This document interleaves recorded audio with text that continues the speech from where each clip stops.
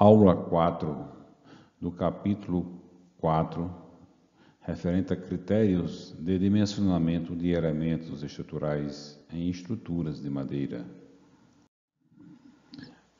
No concerne a esta parte do capítulo, vamos discutir sobre como dimensionar peças compostas. Essas peças compostas, geralmente, como o próprio nome diz, é uma composição de seções transversais. Você tem uma peça e daí você compõe com outras seções e dá um novo formato à seção transversal de uma viga, de uma coluna, de um elemento estrutural qualquer. Peças compostas de seção T, I ou caixão, como está escrita aqui no slide e apresentada no quadro ao lado. São as três seções, né? E já trabalhamos um pouco com essas seções no curso de resistência dos materiais, que é pré-requisito para esta disciplina. Então, agora é o momento para aplicarmos o conceito de resistência e de tensão para esses elementos estruturais, especificamente dentro do critério de dimensionamento de pilares em estruturas de madeira. No caso deste tipo de seção, ou destes tipos de seções, o dimensionamento, verificação da resistência e da estabilidade, ou seja, o dimensionamento compõe da verificação da resistência e da estabilidade. Deve ser feito como se a peça fosse de uma seção maciça, considerando a rigidez efetiva do elemento. Calculada pela equação 42 e aqui em cima, 42, esta aqui. A figura 4.7, que é esta aqui, que apresenta as seções caixão I e T, apresenta a definição de parâmetros geométricos utilizados nesse cálculo e a distribuição de tensões normais devido ao momento fletor. Veja, gente, aqui essa equação é uma equação conhecida nossa. Se você dividir, olha o que eu vou dizer, se você dividir toda esta equação pelo UEI, aqui, você tem quem? Momento de inércia, I, AI e AI ao quadrado. Isso aqui chama-se, que nós vimos, cálculo de momento de inércia, usando o método de eixos paralelos.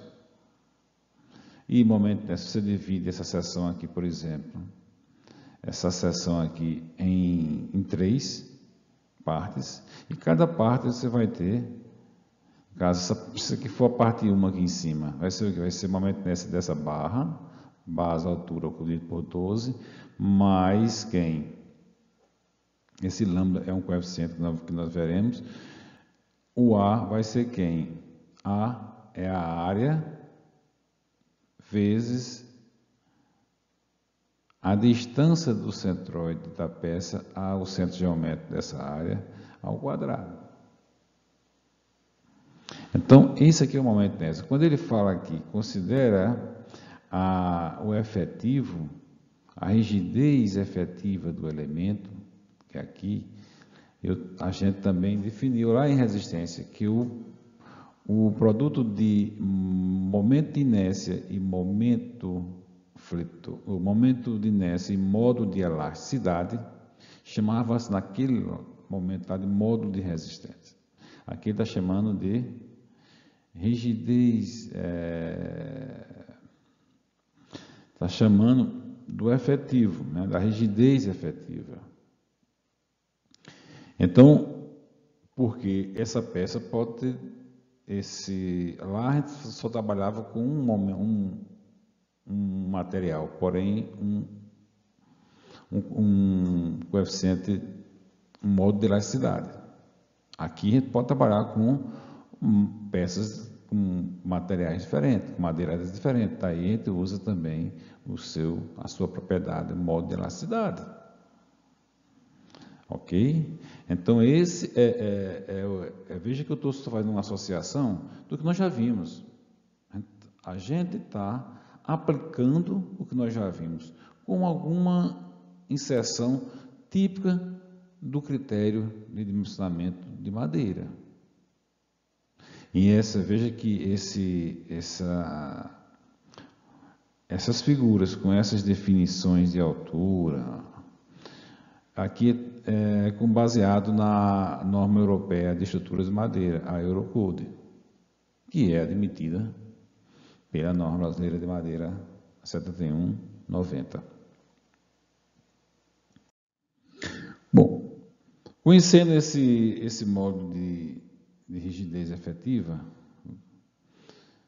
dado pela equação 42, são utilizados a área, ele fala aqui a área, o valor médio do modo de elasticidade I, valor médio, e o momento de inércia I, de cada parte I que compõe a seção transversal. Isso é exatamente o que nós fizemos no curso de resistência dos materiais. Calculado em relação ao seu eixo baricentro, paralelo ao eixo Y, mostrado na figura 4.7, lá. Então, é aquilo que a gente fez. Lá em resistência, a gente fazia o quê? Achava a centroide, definia o seu sistema cartesiano e iria calcular o momento de inércia. É isso que está sendo feito. Além dos fatores de redução de inércia. Então, aqui o que tem de novo nessa equação é o fator de redução de inércia, dado por esse lambda I. E da distância AI, que nós já vimos, que é a distância aí, entre o eixo Y, correspondente à linha neutra da seção, e o eixo do baricentro. É a distância entre o lugar geométrico da seção e a centroide da peça. O que tem de novo aqui é a redução de inércia, que é dado por esse lambda I. A posição do eixo Y é obtida em função da sua distância a 2, ao centroide da parte 2. Bom, você já discutiu, né? Dada pela equação 4.43, que é essa equação aqui, 1 a 2. Ele colocou 1 a 2 dentro de todos aqueles parâmetros que a Eurocode propôs. Então, está tudo aqui, compactado aqui, e achou 1 a 2 referente a tudo aquilo que foi visto naquelas figuras. As demais distâncias, A1 e A3, correspondente à distância do eixo Y ao centroide da parte 1 e parte 3, já que são 3 partes, né? Perfil I, respectivamente. São dados pela equação 4.44 e 4.45, veremos no slide a seguir, que podem ser obtidos geometricamente a partir da figura 4.7. Também pode ser definido geometricamente. No caso da seção T, os parâmetros referentes à parte 3 inexistem, só tem 2 partes, 1 e 2. Devem ser desconsideradas. Então, o A2 nós já vimos, o A1 e o A3 é dado por essa aqui. No caso que ele falou ali da seção T, não tem o A3, desconsidera. Aqui não tem essa parte aqui. Então, gente, até aqui vocês têm o domínio total disso aqui. O que tem a formulação, mas a ideia do que é uma coisa e o que é outra está claro aqui. E vocês têm conhecimento, certo? Vamos discutir agora sobre o fator de redução de inércia para a parte 2, tem um valor unitário 1. Gente, essa parte 2 é referente ao perfil I. ou seja, o perfil que tem o formato de I na figura anterior, porque esse perfil ele é composto de 3 seções, uma vertical, que é a 2, um banzo superior, que é a 1, e o banzo inferior, que é a 3. Portanto, o fator de redução de inércia para a parte 2, que é a parte na vertical, é igual a 1. Enquanto para as partes 1 e 3, os fatores são definidos de acordo com a equação 4.46, que é esta que está aqui embaixo. Nessa equação, SI é o espaçamento dos pregos na interface entre a parte I e 2. Esse I, entenda, é a 1 e a 3, nesse caso aqui. QI é o módulo de deslizamento da ligação na interface dessas partes. E L é o vão no caso de vigas biapoiadas. No caso de vigas contínuas, L deve ser tomada igual a 0,8 do vão. Para as vigas em balanço, L deve ser tomado como o dobro do vão. Então, para a viga biapoiada, L é o vão da viga. Para as vigas contínuas, você admite o vão entre os apoios vezes 0,8. E para a viga em balanço, o vão vezes 2. Então, essas são essas recomendações para o cálculo da redução da inércia. Isso, gente, porque aquilo que nós fazíamos lá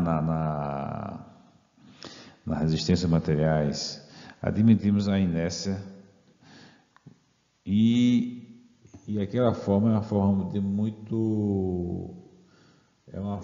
de muita, podemos dizer assim, conservador, né?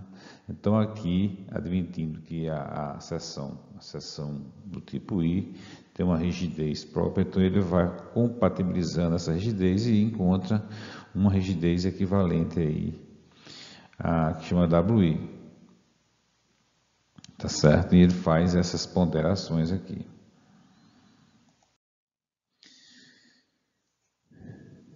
Já no que se trabalhar com o espaçamento dos pregos, deve ser uniforme ou variar conforme a força de cisalhamento.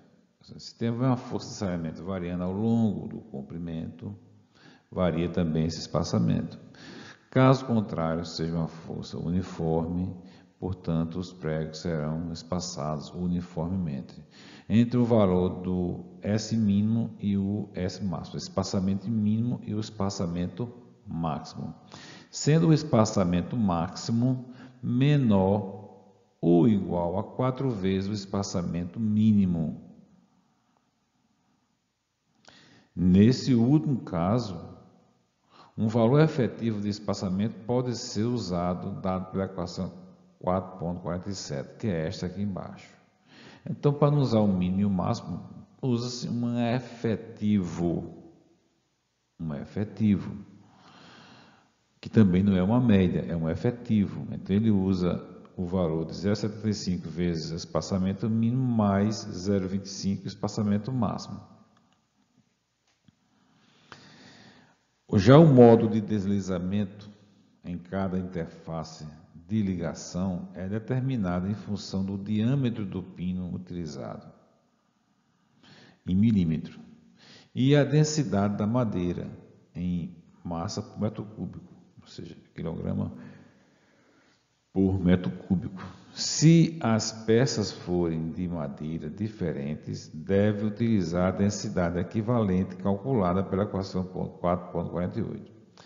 Se no caso você usar o perfil, no caso o perfil I, os banzos superior e inferior de uma madeira diferente da seção 1, você deve usar o que ele disse aqui, deve usar uma densidade equivalente. E essa equivalência é dada por expressão 4.48.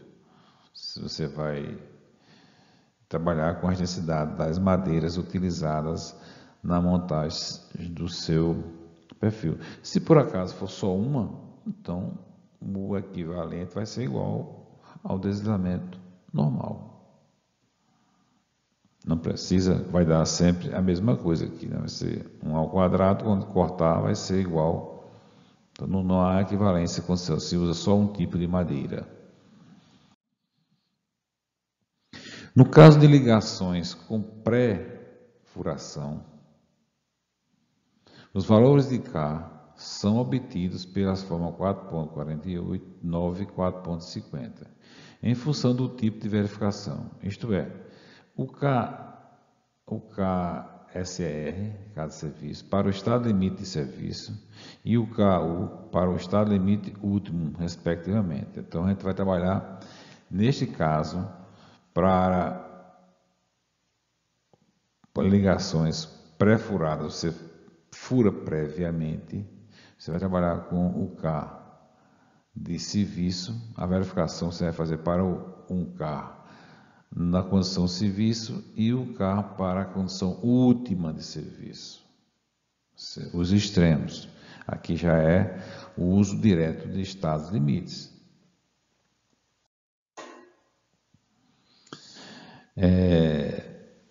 Agora, pelo ponto de vista das tensões normais, o valor máximo da tensão normal em cada parte da seção transversal, devido ao momento fletor da viga, pode ser obtida somando as parcelas obtidas pelas equações 4.51 e 4.52. Que são essas tensões aqui. Veja que ele dá a tensão normal em cada parte da seção transversal. Então, o sigma I aqui vai ser dado pelo que? A densidade, modelacidade, o A1, o AI, daquela expressão lá atrás que nós vimos nas figuras, o momento fletor atuando e o módulo de rigidez efetivo. E o MI, certo, vai ser o coeficiente 0,5 vezes o módulo de elasticidade, o HI, também da figura lá que nós vimos anteriormente, o HI, e multiplicado pela divisão do momento pelo módulo de rigidez. Então, esse é a tensão normal em cada seção, devido à ação do momento fletor. Então, a gente vai encontrar nas seções dado por aqui, certo?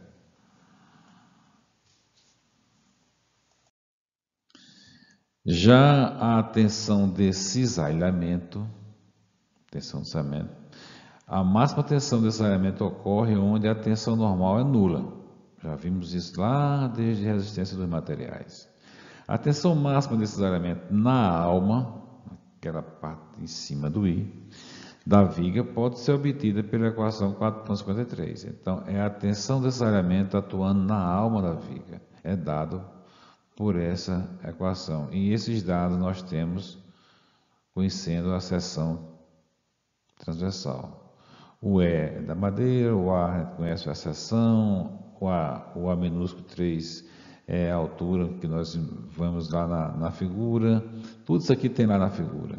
E o F e o V é a força cortante, certo? O B também é a propriedade geométrica e o I o modo de rigidez. Então veja que ele está levando em consideração todo as condições da madeira, desse coeficiente de redução da inércia, a madeira, a área, as alturas do banzo, tudo está aqui.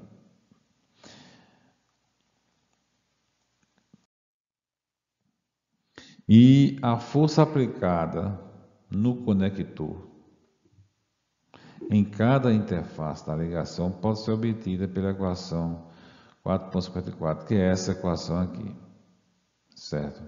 Isso, gente, se vocês forem revisar um pouco de resistência, vocês viram quando fizemos o curso de resistência que tinha lá flexão pura, que é só operação do momento, Em determinado local nós achávamos fluxo de cesariamento. Do fluxo de cesariamento multiplicado pelo espaçamento entre pregos, nós achávamos a força de cesariamento no prego. Que é isso aqui, a força aplicada no conector. O conector são os pregos, os parafusos, etc. Certo? Então, essa forma aqui é uma derivação daquela lá.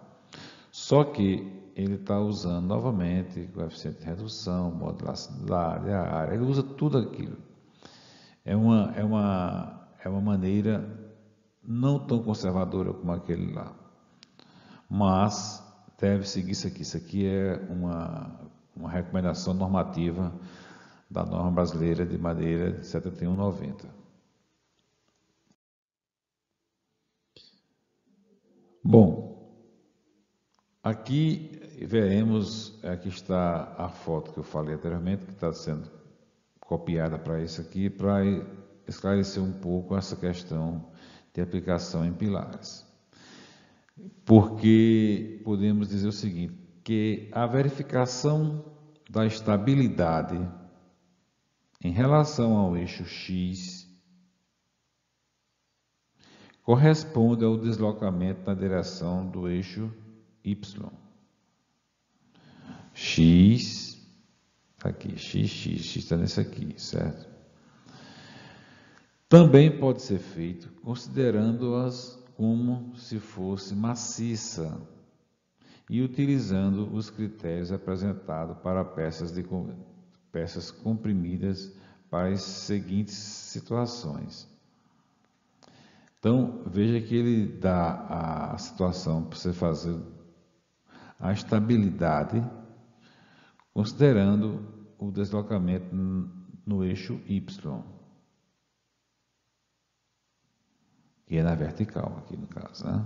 Na vertical. Mas também ele diz que pode se considerar como uma seção maciça, que é basicamente o que nós fizemos lá em resistência quando tinha uma viga composta por 2 ou mais materiais. Lembram?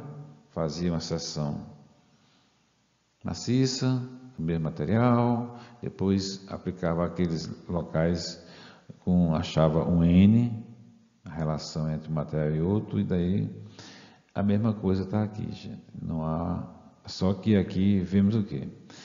Temos várias situações. Aqui é para um pilar biarticulado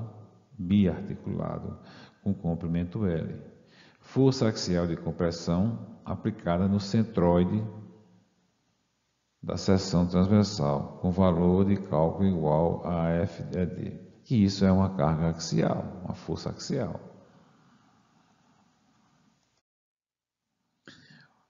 Daí, o índice de esbeltez da peça deve ser tomado como o seu valor efetivo, calculado de acordo com a equação 4,55, utilizando a área total da seção, o momento de inércia efetivo, dado pela equação 4,56. Então, veja bem, o índice de esbeltez, ele é de fundamental importância para o dimensionamento de pilares, porque ele dá indicativo qual é a esbeltez do pilar, dá um indicativo da flambagem, da possibilidade de flambagem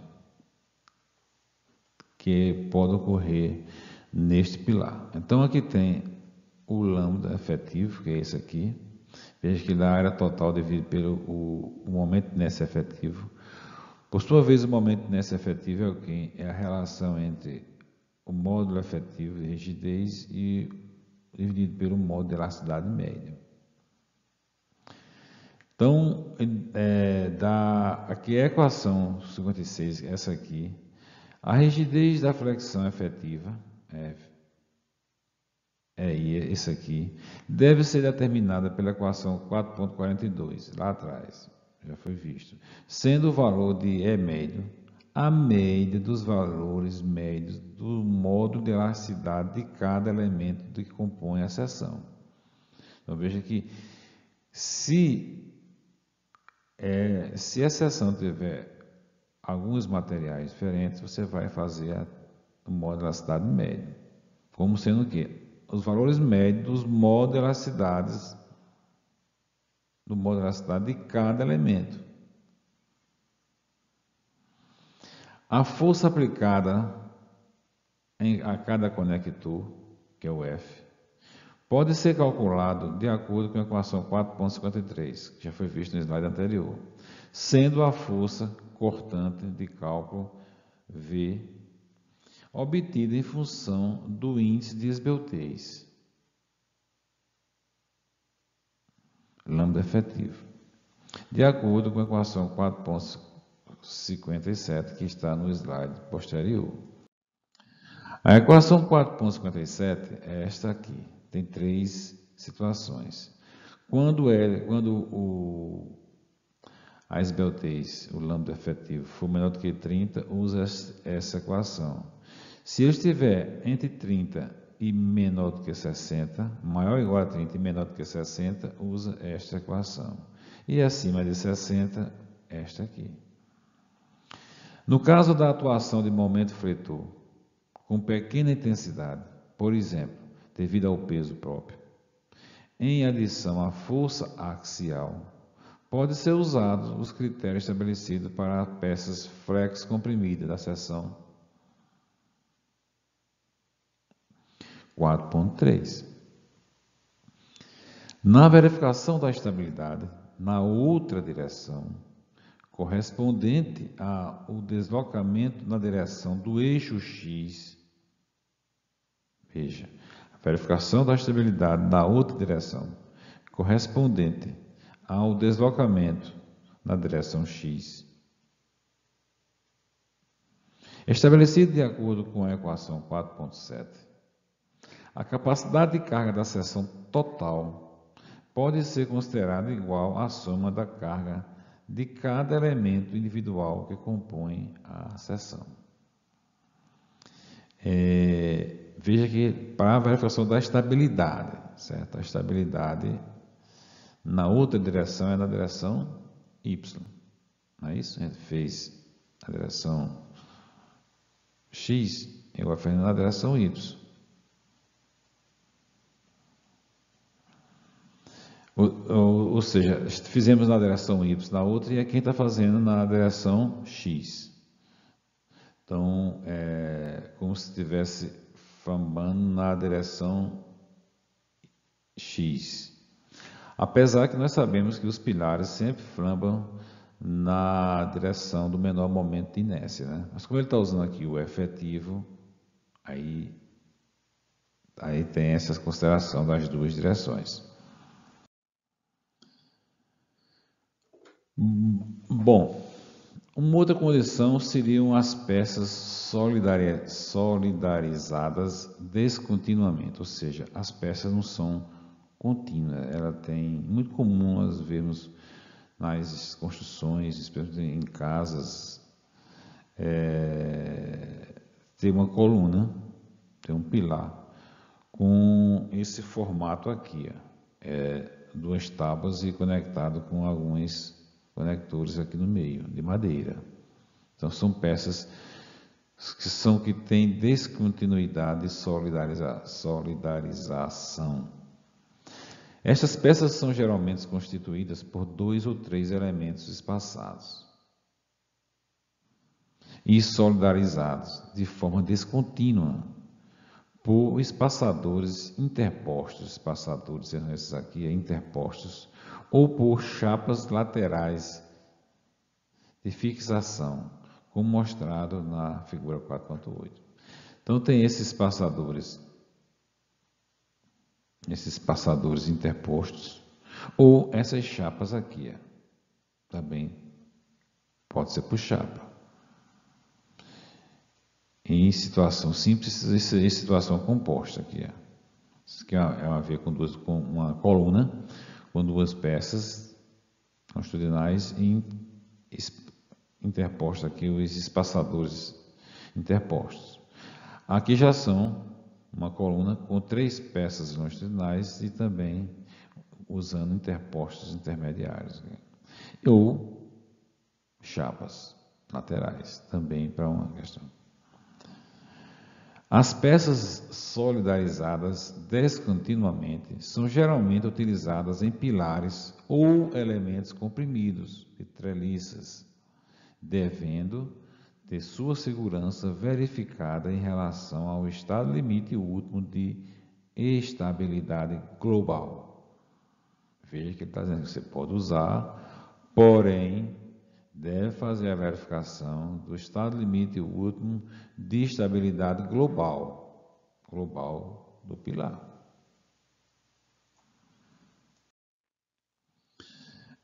A verificação da estabilidade em relação ao eixo X, em relação a esse eixo X aqui, em relação ao eixo X, certo? Corresponde ao deslocamento na direção do eixo Y. Você vai fazer em relação a X, porém, que você vai avaliar o deslocamento no eixo Y. Deve ser feita de acordo com os critérios apresentados na seção 4.3. Dimensionamento de pilares somando a capacidade de carga de cada elemento individual. É o que está na 4.3. Aqui para o caso de 2 tábuas, né, e os interruptores, e aqui com 3, seção. Então, essa é a situação para quando as colunas, os pilares são solidarizados descontinuamente. Não é um pilar fechado, caixão. Ele tem 2 tábuas e coloca uns interconectores entre eles, espaçado entre eles. Já no caso de peças compostas com 2 ou 3 elementos, de seção transversal retangular, como mostrado na figura 4.9, que é essa aqui, a verificação da estabilidade em relação ao eixo Y, corresponde ao deslocamento na direção do eixo X. Podem ser usados esses mesmos critérios desde que atendidas as condições estabelecidas a seguir.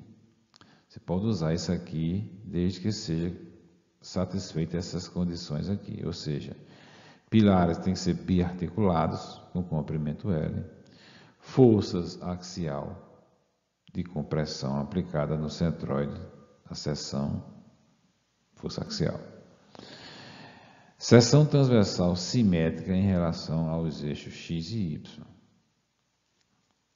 Então, veja que tem que haver simetria entre os eixos X e o eixo Y. E essa simetria vocês percebem que é pelo A1 aqui. Certo? O índice de esbeltez da peça deve ser tomado com o seu valor efetivo, calculado pela equação 4.58, a esbeltez desse caso aqui é efetiva, em relação a Y, que é dado por essa expressão. E onde você tem aqui a condição dos valores usados para se usar naquela forma anterior estão aqui, o lambda e o lambda 1. Então, os parâmetros correspondentes ao índice de esbeltez teórico da seção, que é o lambda, em relação ao eixo Y, e o índice de esbeltez localizado, lambda 1, em relação ao eixo principal paralelo ao eixo XY de cada elemento, são calculados pelas equações 458 e 459, respectivamente. O parâmetro neta é dado na tabela 11. Então, esse parâmetro neta, na forma anterior, é dado na tabela 11 em função do tipo de se são espaçadores interpostos ou se são chapas laterais. Se são coladas, se são pregadas ou parafusadas. Certo? Tem as três condições. E permanente ou de longa duração. Claro, você vai fazer uma coluna com interconectores parafusados, você vai fazer de forma permanente. Então, você vai usar essa coluna aqui. Se for parafusado, usa esse valor aqui. Do valor do neta. É esse símbolozinho que tem na equação 4.58. Aqui a gente está definindo as incógnitas existentes na equação 4.58. Na equação 4.59, o parâmetro A total corresponde à área total da seção e o I total, o momento de inércia total, é calculado pela equação 4.61 ou 4.62, nos casos de seções compostas de 2 ou 3 elementos, respectivamente. E aqui ele dá o I total. O I total para o cálculo da verificação de estabilidade, dado por essa expressão aqui. O H1, B1, A são todos da figurinha que nós apresentamos. Então, o I total, ele também pode ser dado por essa equação 4.62. E aí tem uma ressalva. Os espaçadores devem estar igualmente afastados. Se for prego ou parafuso, deve estar espaçamento contínuo, né? Espaçamento uniforme entre si ao longo do comprimento da peça. A sua fixação nos elementos componentes deve ser feita por ligações com pregos ou parafusos, dimensionados para resistir a uma força cisalhante de cálculo, ele chamou aqui TD, ou seja, o parafuso ou prego que for usado no espaçamento uniforme deve resistir a essa força de cisalhamento, que é dada pela essa equação 4.63. A partir do valor da força cortante de cálculo da peça definida pela equação 4.62. Essa aqui.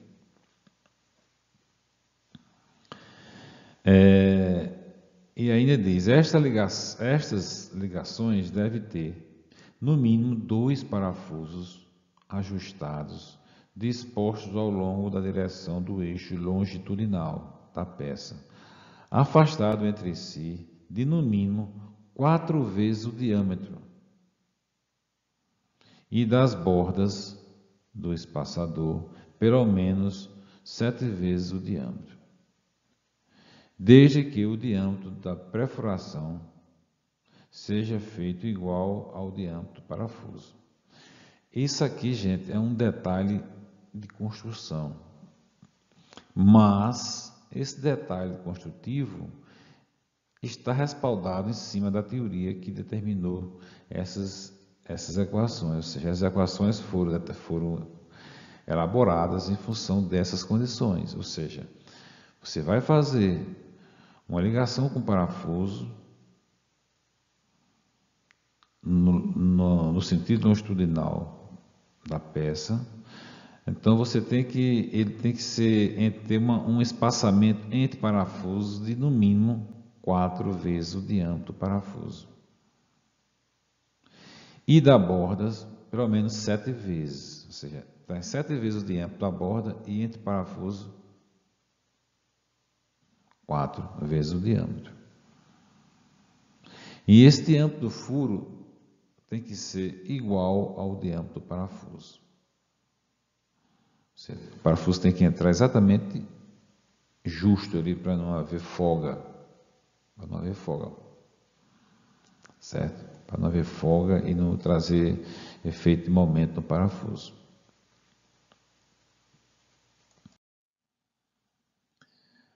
A altura LZ da seção transversal dos espaçadores, que é a figura 4.8, está aqui o LZ, vocês vão ver por aqui.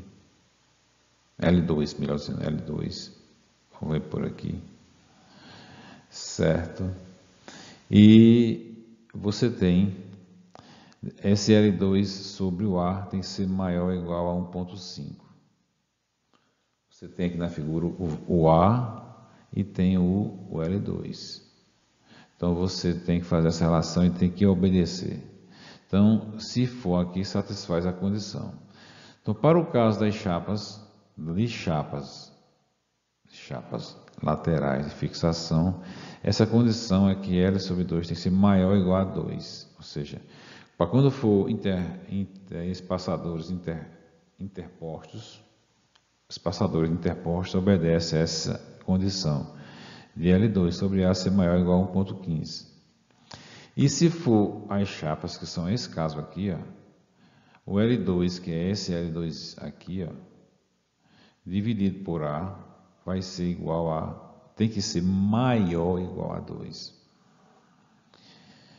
E faz ainda uma outra observação. Dispensa-se a verificação da estabilidade local dos trechos de comprimento L2 dos elementos componentes, desde que respeitadas as limitações. Tem que aí estão as limitações, certo? Você tem aqui quem é B2, B1, você tem aqui, e se esse L2, no caso aqui, for nessas condições, você dispensa a verificação por estabilidade local das chapas. Então, recomenda-se, pelo bom senso, que use as condições para você não fazer a verificação. Você já garante que não vai haver estabilidade local nesse trecho aqui, nesse trecho dessas chapas. Né? Você já garante, obedecendo aí, você já garante isso aí, ou mesmo dos espaçadores interpostos. Então, veja que são detalhes construtivos que você deve seguir para que tenha um projeto que lhe garanta a segurança com estabilidade local, estabilidade de serviço, atenção última de serviço, atenção de serviço. Daí você está podemos dizer, você está fazendo a verificação da estabilidade para lhe garantir que não vai haver perda de estabilidade naquele pilar.